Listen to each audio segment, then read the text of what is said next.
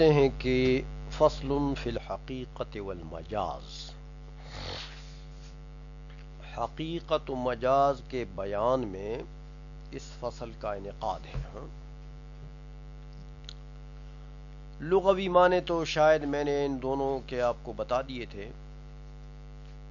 حقیقت جو ہے یہ فعیلتن کا وزن ہے،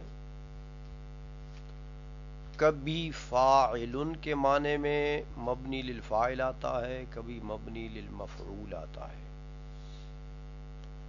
اور اصل میں اس کا مادہ ہے حقا یحق، حقا یحق حقیقتاً۔ تو یہ مصدر ہے اپنے لغوی معنی کے اعتبار سے، اور تو مصدری معنی میں بھی استعمال ہوتا ہے، اور فعیلتن بمعنی فاعل یا بمعنی مفعول بھی آتا ہے، یعنی شبہ فعل کے معنی میں بھی استعمال ہوتا ہے۔ جیسے آپ قتیل کہتے ہیں، جیسے آپ کہتے ہیں فریدتن، تو یہ جو لفظ حقیقتن یہ حقا یحق سے، حقا بمعنی ثبتا، یحق بمعنی یثبت، سمجھ میں آ گئی ہے؟ تو حقیقت جو ہے یہ اگر بمعنی شبہ فعل ہو جائے، فعیلتن کے وزن پر ہو جائے، شبہ فعل ہو جائے، تو پھر اس کا استعمال دو طریقے سے آتا ہے، مبنی للفاعل اور مبنی للمفعول۔ تو مبنی للفاعل اگر ہو جائے تو بمعنی ثابتن کے ہو جائے گا، ثابتن، اور اگر بمعنی مفعول ہو جائے تو بمعنی مثبت ہو جائے گا، مثبت۔ دونوں طریقوں سے اس کا استعمال آتا ہے۔ عربی لغت میں حقیقت بمعنی ثابتن بھی آتا ہے، حقیقت بمعنی مثبتن بھی آتا ہے۔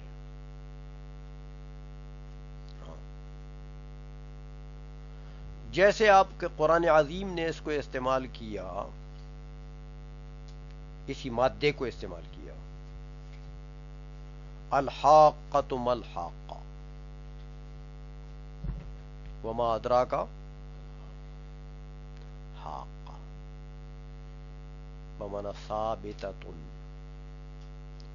قیامت کی صفت ہے۔ اللہ تعالیٰ فرماتا ہے الحاقۃ، وہ ثابت چیز۔ تو قیامت کے دن کو، قیامت کو ثابت کہا حاقہ، اس لیے کہ یقیناً اس کا وقوع ہونا ہے۔ تو جو چیز یقینی طور پر واقع ہونی ہو، اس سے تعبیر ماضی کے ساتھ بھی صحیح ہوتی ہے، یہ تو شبہ فعل ہے، یہ تو اسم فاعل کا صیغہ ہے۔ سمجھ میں آ گئی ہے؟ تو اس کو ثابت کہہ دیا۔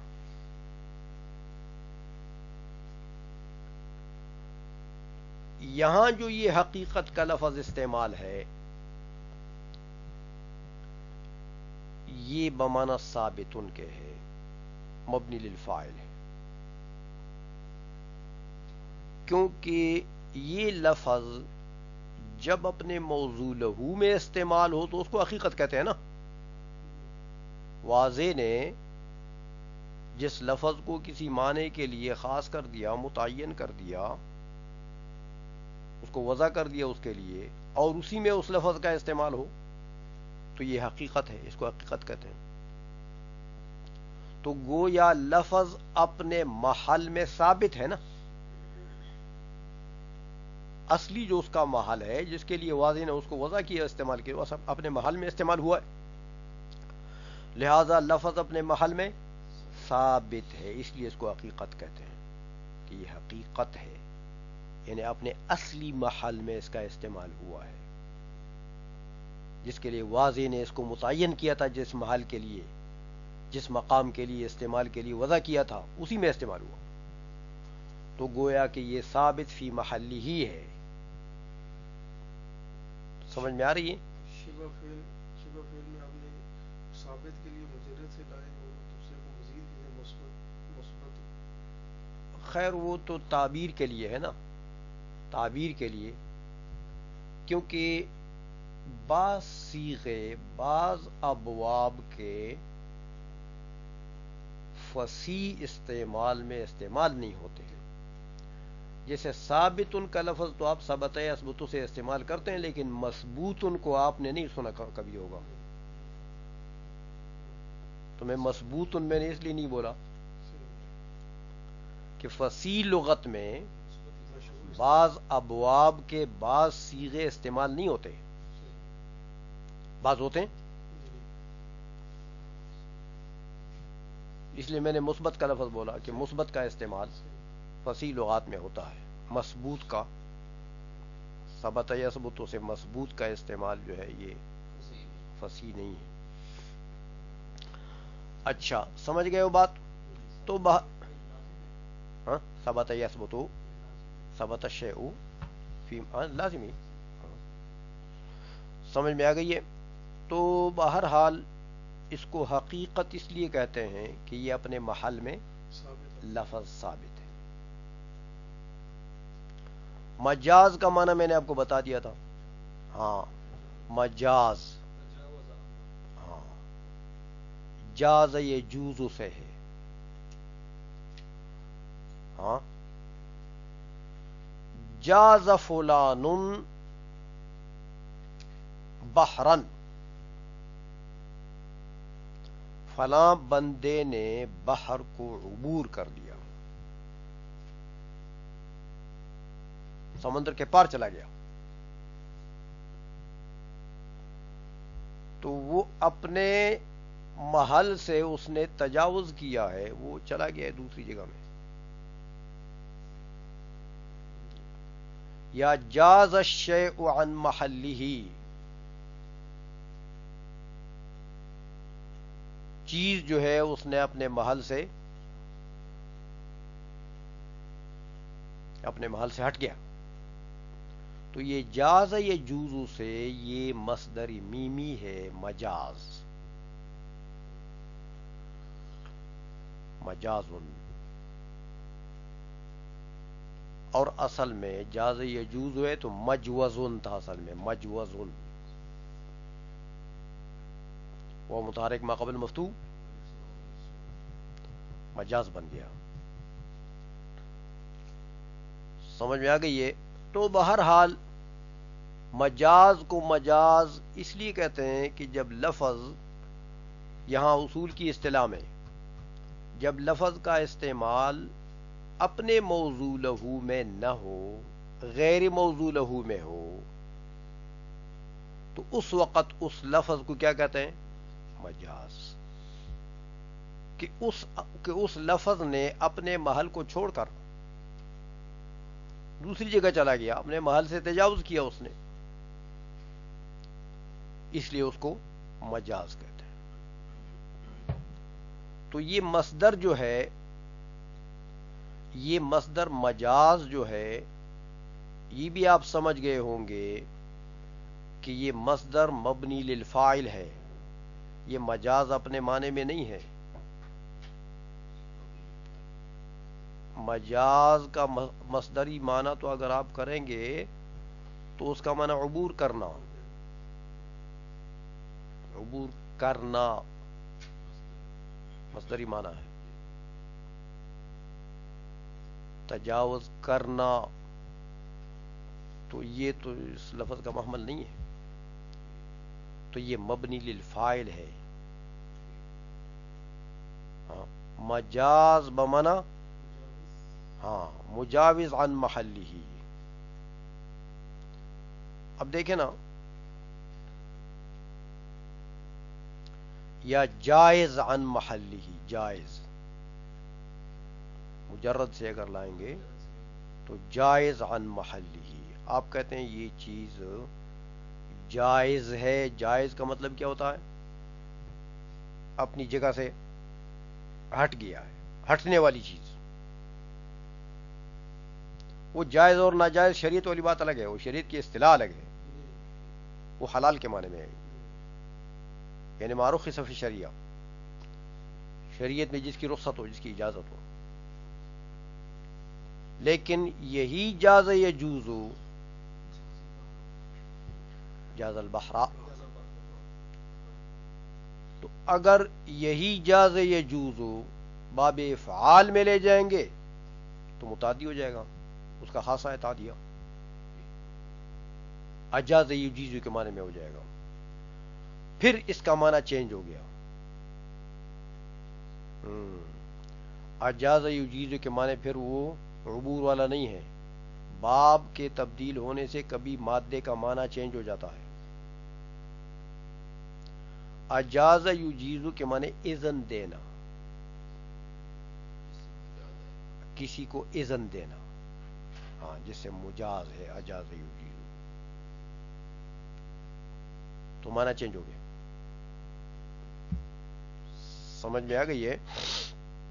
تو بہرحال یہ حقیقت اور مجاز کے متعلق یہ لغوی تحقیق ان دونوں الفاظ کی. ہاں، مجاز ظرف بھی ہو سکتا ہے، مصدر میمی جو ہے وہ ظرف کے وزن پر آتا ہے. سمجھ میں آ گئی ہے؟ اس لیے کہتے ہیں کہ فی الحقیقت والمجاز. اب اس کی تعریف کرتے ہیں حقیقت کی کہ کل لفظ وضعہ واضع اللغت بإزاء شیء فهو حقیقت له. ہاں، ہر وہ لفظ جس کو لغت کے واضع نے کسی شے کے مقابلے میں وضع کیا، متعین کر دیا. وضع معنی متعین کر دیا. وضع کا معنی، وضع کی تعریف آپ منطق میں پڑھ چکے ہیں. تخصیص شیء بشیء بحیث متى اطلق،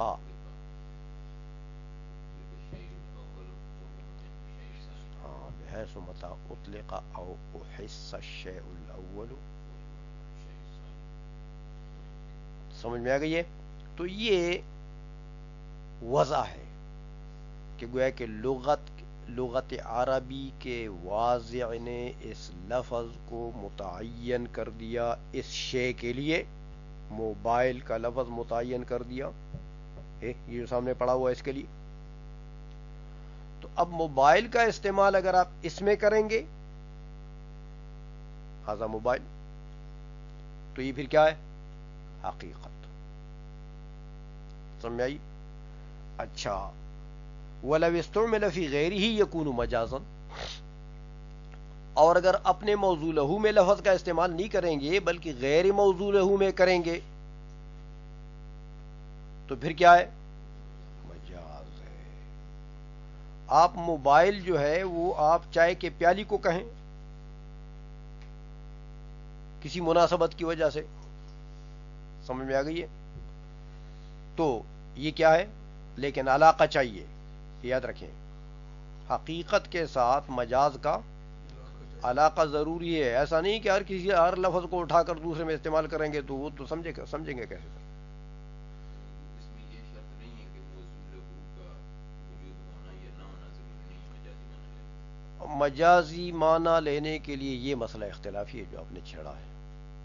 ہاں، بعض علماء نے لکھا ہے، اہل لغت نے، کہ ہر مجاز کے لیے حقیقت کا ہونا واجب ہے. مجاز بدون حقیقت جو ہے یہ ممکن ہی نہیں ہے. اور راجح قول یہی ہے. سمجھ میں آ گئی ہے؟ لیکن بعض کہتے ہیں کہ نہیں، ضروری نہیں ہے. ہاں، اتنا ہے کہ لفظ کا اگر یہ معلوم ہو جائے کہ یہ اس کا موضوع لہو نہیں ہے، جس میں استعمال ہوا ہے یہ اس کا موضوع لہو نہیں ہے، تو بس اس میں اس کا استعمال مجاز ہے. چاہے اس کا اصل موضوع ہو آپ کے علم میں ہو یا نہ ہو، یا وہ ہو یا نہ ہو، لیکن اتنا علم مجاز کے لیے ضروری ہے یہ اس کو ہاں کہ یہ جس میں آپ استعمال کر رہے ہیں نا، یہ کم از کم اس کا موضوع ہو تو نہیں ہے۔ سمجھ میں آ گئی ہے؟ اچھا، تو بہرحال اگر غیر موضوع لہو میں استعمال ہو تو مجاز، اتنی بات سمجھ گئے ہو؟ اب ایک اصول کا ایک قاعدہ بتاتے ہیں آپ کو، اصول حنفیہ کا ایک قاعدہ بتاتے ہیں جس پر مسائل فرعیہ متفرع ہوتے ہیں، اور جس قاعدے کے مطابق فقہ حنفی کے بہت سے مسائل جو ہیں وہ نکلتے ہیں۔ کہتے قاعدہ یہ ہے کہ ثم الحقیقت مع المجاز لا یجتمعان ارادۃ من لفظ واحد فی حالۃ واحدۃ، یہ قاعدہ ہے کہ مجاز اور حقیقت یعنی معنی مجازی اور معنی حقیقی دونوں میں دونوں مراد لینا لفظ کے ایک استعمال میں، ایک لفظ سے ایک استعمال میں جائز نہیں ہے۔ ایک لفظ سے ایک استعمال میں معنی حقیقی اور مجازی دونوں مراد لینا جائز نہیں ہے، کہ یہ جمع بین الحقیقت والمجاز ہے۔ احناف کے نزدیک یہ جائز نہیں ہے، شوافع اور بعض معتزلہ کے نزدیک جائز ہے۔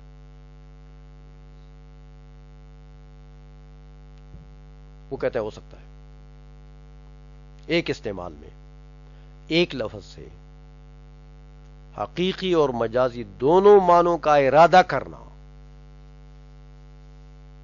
وہ کہتے ہیں جائز۔ سمجھ میں آ گئی ہے؟ احناف کہتے ہیں کہ نہیں، ایسا نہیں ہو سکتا، ایک استعمال میں ایک لفظ سے دونوں معنوں کا ارادہ کرنا، قصد کرنا، یہ جائز نہیں ہے۔ آئی سو میں؟ اچھا، کہتے دیکھیں کہ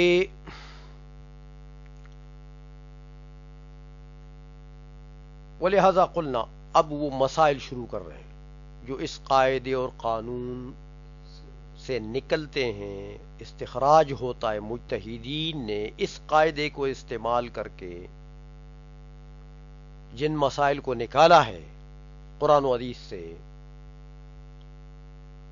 وہ چند ایک مثالیں مثال کے طور پر سمجھانے کے لیے آپ کو وہ دیتے ہیں، کیونکہ اصول کا مطلب یہی ہوتا ہے اصول فقہ کا، کہ فقہ کے مسائل اس کے فروع ہیں، یہ اس کے اصول ہیں، یعنی یہ اس کے باپ دادا ہیں اور وہ اس کے بچے کچے ہیں، ادھر سے ہی نکلتے ہیں وہ۔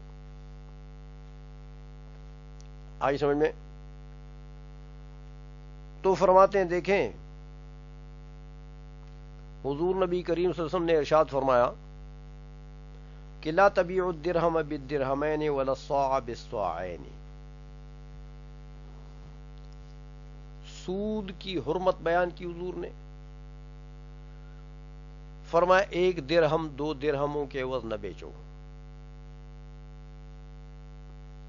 ایک روپیہ دے کر 2 روپیہ لو، ایسا نہ کرو۔ ولا الصاع بالصاعین، اور ایک صاع 2 صاعوں کے عوض میں نہ بیچو۔ اب دیکھیں درہم تو خیر وہ صافی بات ہے، درہم تو آپ جانتے ہیں، لیکن صاع کے 2 معنی آتے ہیں، ایک وہ لکڑی کا بنا ہوا جو پیمانہ ہوتا ہے، وہ برتن، وہ خشب منقور، لکڑی کے تنے میں جو انہوں نے نقرہ کیا ہوا ہے، وہ وہ ٹویا سا کیا ہوا ہے اور وہ برتن بنایا ہوا ہے،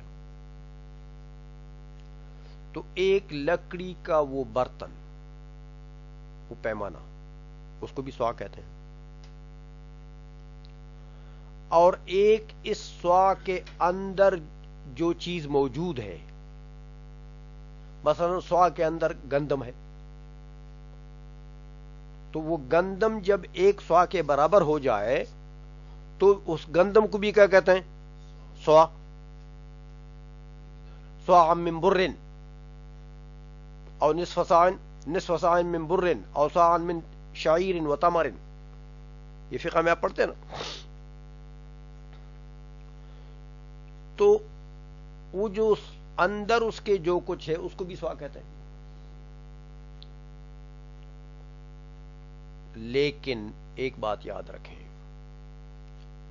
یہ جو برتن ہے نا، یہ لکڑی کا برتن، یہ برتن سوا کا حقیقی معنی ہے. سوا کے لفظ کی وضع ہو چکی ہے اس برتن کے لیے، واضح نے اس کو وضع اس کے لیے کیا ہے، سوا اس کو کہتے ہیں.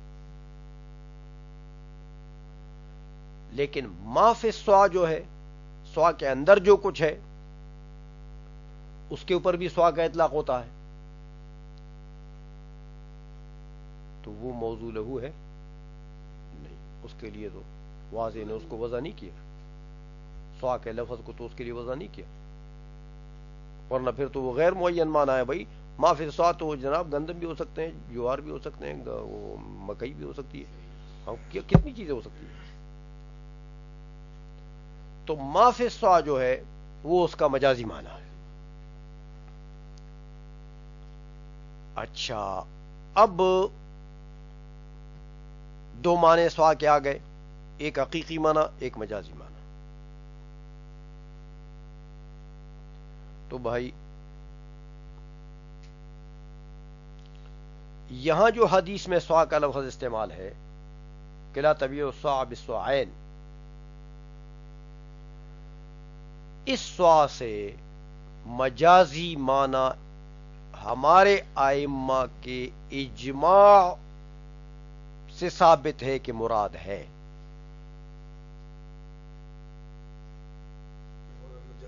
معنی مجازی مراد ہے کہ وہ جو سوا کے اندر جو کچھ آتا ہے نا، وہ گندم ہو یا جو ہو، وہ مراد ہے کہ وہ ایک سا دو ساؤں کے عوض میں نہ بیچو. وہ گندم یا جو یا تمر یا جو بھی ہے، وہ مراد ہے یہاں سوا سے. تو مجازی معنی متعین ہو گیا، ائمہ کا اس کے اوپر اجماع ہو گیا. تو جب مجازی معنی اجماعاً مراد لے لیا گیا تو اب حقیقت اس کے ساتھ جمع ہو سکتی ہے. لہذا اس سوا کے لفظ سے اب حقیقی معنی مراد نہیں لے سکتے. لہذا حقیقی جو وہ پیمانہ نہیں ہے، وہ لکڑی والا، وہ لکڑی والا پیمانہ اگر ایک آپ دو پیمانوں کے عوض میں بیچیں گے تو بیچتے رہو، اس کے بیچنے سے نہیں ہے، وہ مراد نہیں ہے، نہیں وہ سود نہیں ہے، وہ سود میں نہیں آتا. بات سمجھ میں آ گئی ہے؟ اس لیے کہ اگر وہ بھی مراد لوگے تو یہ تو جمع بین الحقیقت والمجاز ہو گیا. آپ نے حقیقی مجازی معنی کے ساتھ حقیقت کو بھی جمع کر دیا، تو یہ ہمارے نزدیک جائز نہیں ہے. اس لیے وہ لکڑی کا پیمانہ جو ہے وہ اگر ایک دو کے عوض میں آپ بیچتے ہیں تو بیچتے رہو، وہ جائز ہے، وہ ربا میں نہیں آتا. سمجھ میں آ گئی بات کہ نہیں؟ ولہذا قلنا، اسی قانون کے مطابق ہم نے کہا کہ لما اریدا ما يدخل فی السواع، جب ارادہ کیا گیا